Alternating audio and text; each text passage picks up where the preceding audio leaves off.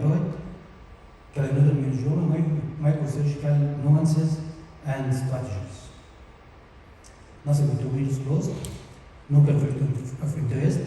It's a new scientific lecture for educational purposes. And our agenda for today will include all these items. And to be honest, this is a skull-based surgical lecture which is not related much to this session. Anyway, I will try to make it in time. Why this topic? It's because clinoidal process is a very unique bonus lecture. At the order of anterior and middle fossa, which has multiple anatomical variations, pneumatization with direct relationship to vital delicate neurostructures, multiple variations of adhesions and invasions, a lot of ligaments, attachments, and neural folds. With diverse growth pattern of meningioma at this region. Visual field defect is the most common symptom, and it represents early with small lesions if it invades early the optic canal. Still, there are multiple complications of surgery even in best surgical hands, and this is still recorded as one of them. It's of high surgical morbidity and regards not to next to Clinoidal meningiomas. That's why it's important to put more focus on this topic.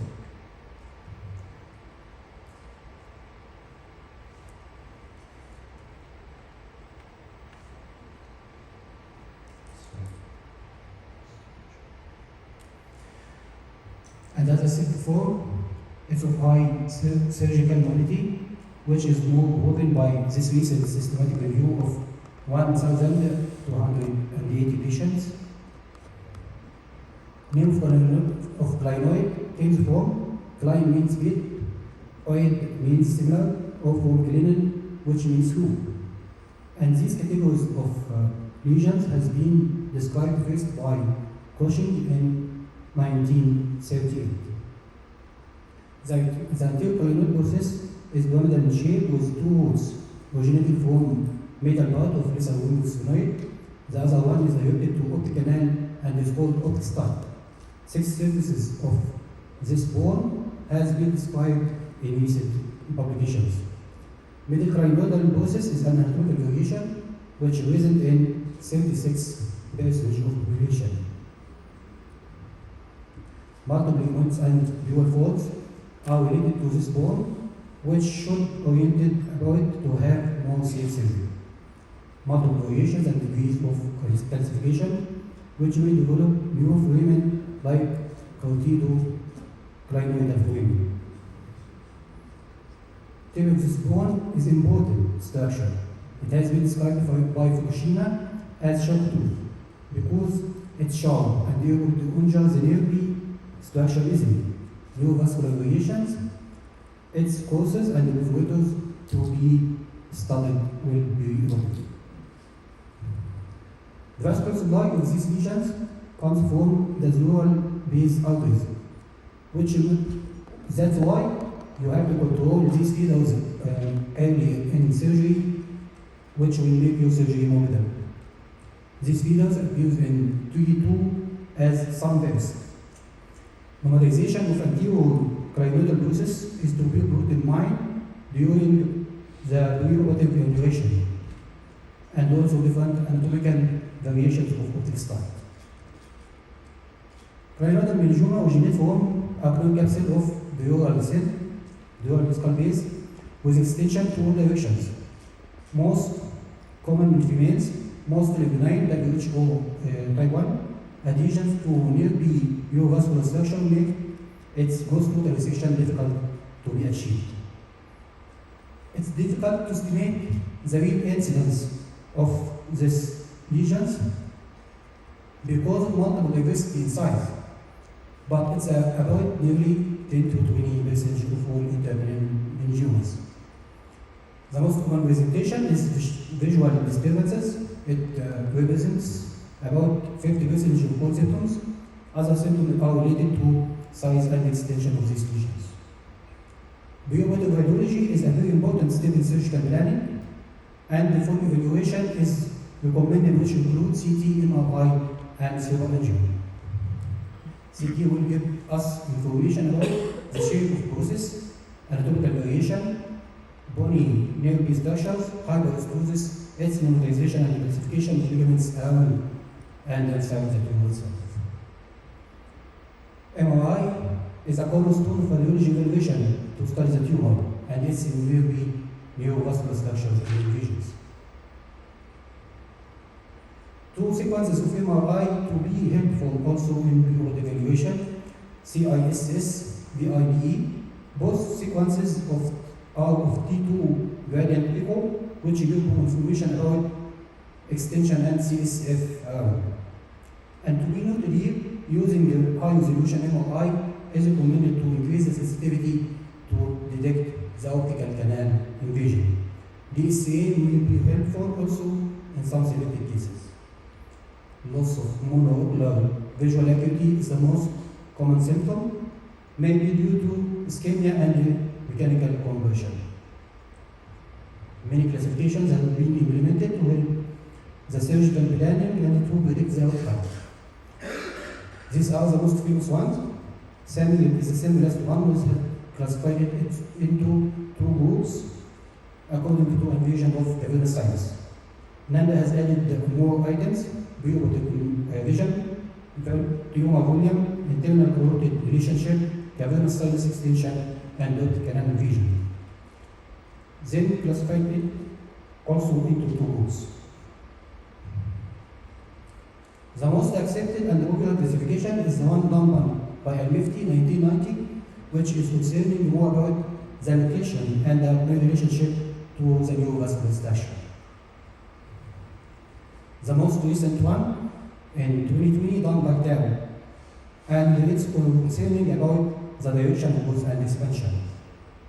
Preoperative planning may include also preoperative embolization, but this recent systemic review didn't find it of great help, with increased risk of complication 12% patient.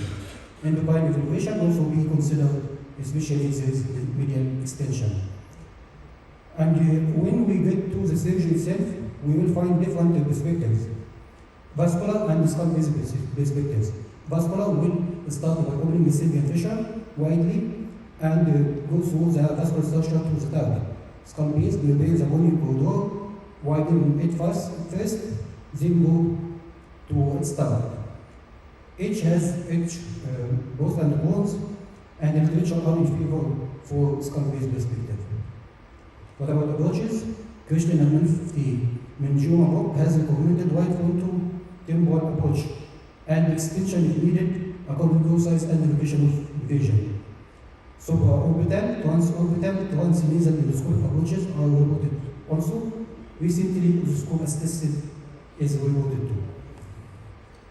It's not to go through the steps in details, but the most important step is the polywork, clinoidal, which can be done either extradurally, intradurally, or hybrid.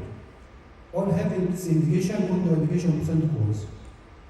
And as I said, clinoidectomy is the cornerstone for skull-based perspective, and this is the trend for more than past 20 years. Hybrid clinoidectomy has been described and have to be an add-on value to avoid disadvantages of both techniques. As regarding external clinoidectomy, it's more favorable. You can start about drilling after sparing the covered viewer. You can use harsh diamond drill to then beginning fast, no use of sharp drills, till you have a small eggshell to not injure the vital structures. Copious irrigation is a must to not damage the vital structures by thermal effect. It is not needed to remove the process after you detach it from its origin. Take care about the tip, the sharp tooth, open the ligament and avoid by sharp section. They use multi-directional lesion through macro triangle, debulking it from inside, and to decrease the traction, take care about the perforators. It's recommended to open the optic canal early to release the nerve. which elevates the ischemia and decrease the rate of recurrence. Chemopexy may be helpful if you plan for post-operative radiation.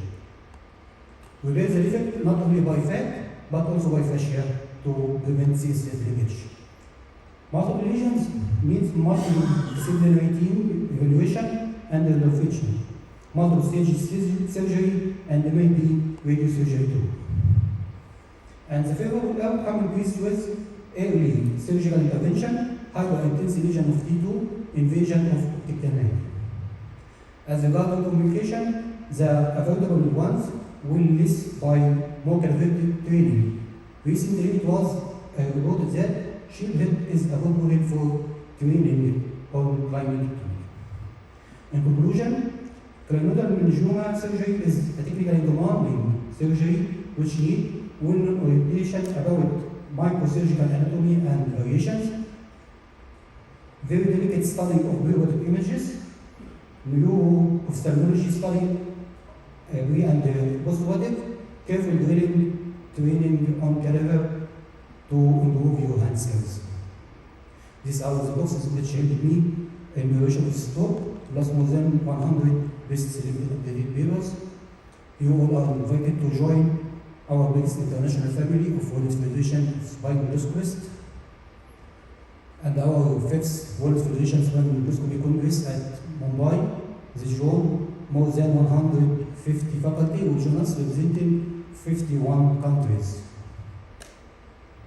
Also, our sixth World Federation of Spine Endoscopy is planned to meet next year, 2025, at Patagonia, Argentina. And thank you.